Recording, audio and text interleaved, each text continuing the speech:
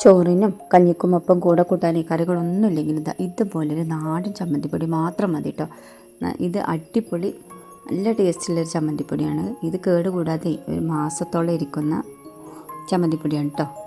അപ്പോൾ ഈ ഒരു ഐറ്റം ചോറിനും കഞ്ഞിക്കൊക്കെ കൂടെ കൂട്ടാൻ പറ്റിയതാണ്. അപ്പോൾ സ്കിപ്പ് ചെയ്യാതെ എല്ലാവരും ഒന്ന് കണ്ടു നോക്കിക്കോ. അപ്പോൾ ഇതിനാവശ്യമുള്ളത് ഒരു ഫുള്ള് തേങ്ങയാണ്, ചെറിയ തേങ്ങയാണ് എടുത്തത് കേട്ടോ. അതിൽ ഒരു 5 ചെറുള്ളി എടുത്തു, ഒരു ചെറുനാരങ്ങ വലിപ്പത്തിലുള്ള പുളിയാണ് എടുത്തത്, കുറച്ച് കറിവേപ്പില, ഒരു 6 വറ്റൽമുളകും. ഇനിയിപ്പോൾ ഒരു ചട്ടി ചൂടായ ശേഷം അതിൽ ഇത്തിരി വെളിച്ചെണ്ണയാണ് ഒഴിച്ച് കൊടുത്തത്. വെളിച്ചെണ്ണ ഒഴിച്ച് കൊടുത്ത ശേഷം നമ്മൾ ഈ തേങ്ങ ഇട്ടിട്ട് നന്നായിട്ട് വറുത്തെടുക്കണം. അപ്പോൾ തേങ്ങ ഫസ്റ്റ് ഇട്ട് കൊടുക്കുക, എന്നിട്ട് അതൊന്ന് ചൂടായ ശേഷം ബാക്കി ഐറ്റംസുകൾ ഇട്ട് കൊടുക്കുക.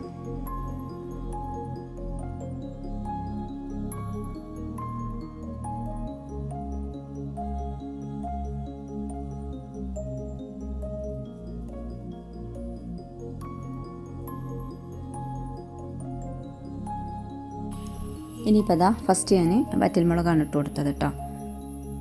അത് കഴിഞ്ഞിട്ട് നമ്മൾ കറിവേപ്പില ഇട്ട് കൊടുക്കുക, പിന്നെ ഈ ചെറിയുള്ളി ഇട്ട് കൊടുക്കുക. അതൊന്ന് ചെറുതായി അരിഞ്ഞെടുത്തു കേട്ടോ.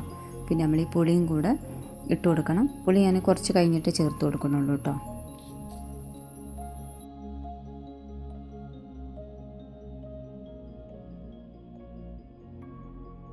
ഇതൊന്ന് ചൂടായി കഴിഞ്ഞ ശേഷമാണ് പിന്നെ പുളി ഇട്ട് കൊടുക്കണത് കേട്ടോ. ഇനി പുളിയും കൂടെ അതിലിട്ട് കൊടുത്തിട്ട് നന്നായിട്ട് വറുത്തെടുക്കണം കേട്ടോ. നമ്മളൊരു ബ്രൗൺ കളറാവുന്നത് വരെ വറുത്തെടുക്കണം കേട്ടോ. ഈ തേങ്ങയിലുള്ള വെള്ളത്തിൻ്റെയും ഉള്ളിയിലുള്ള വെള്ളത്തിൻ്റെ അംശങ്ങളൊക്കെ വറ്റിയിട്ട് ഈ ഒരു പരുവത്തിൽ വറുത്തെടുക്കുക കേട്ടോ.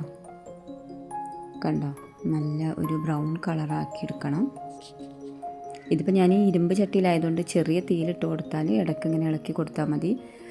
കരിയാതെ ഇടയ്ക്ക് ഇളക്കി കൊടുക്കണം, ഇല്ലെങ്കിൽ ടേസ്റ്റ് മാറും.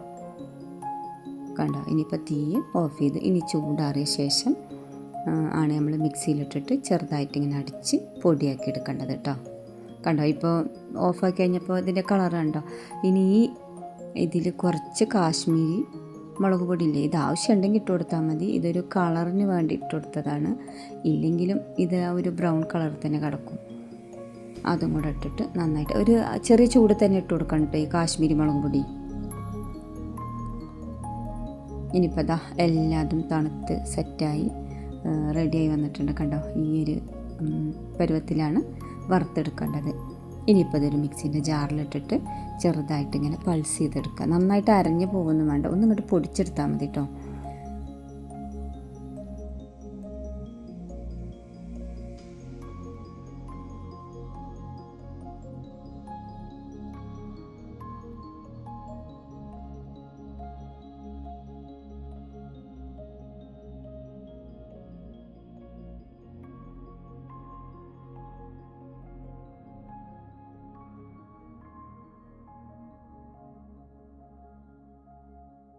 സോറി, എല്ലാം കഴിഞ്ഞതിന് ശേഷമാണ് ഞാൻ ഉപ്പിൻ്റെ കാര്യം പറയാൻ മറന്നത് കേട്ടോ.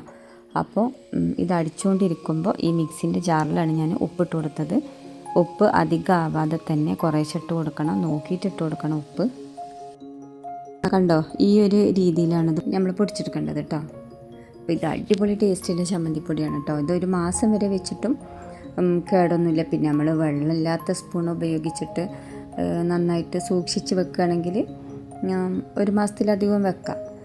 നമ്മളിപ്പോൾ ഇത് മോൾക്ക് വേണ്ടി ഹോസ്റ്റലിലേക്ക് പോകാൻ വേണ്ടിയിട്ടാണ് ഞാൻ ഉണ്ടാക്കി കൊടുത്തത്. ഒരു മാസം വരെയൊക്കെ നിന്നു കേട്ടോ.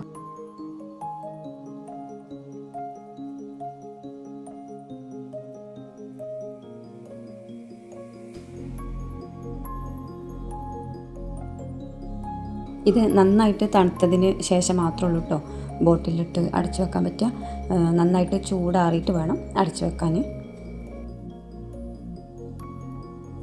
അപ്പോൾ എല്ലാവരും ട്രൈ ചെയ്ത് നോക്കുക, ഫീഡ്ബാക്കൊക്കെ കമൻ്റായിട്ട് അറിയിക്കുക. അപ്പോൾ വീഡിയോ അത്രേ ഉള്ളൂ. അടുത്ത വീഡിയോ ആയിട്ട് വീണ്ടും കാണാം.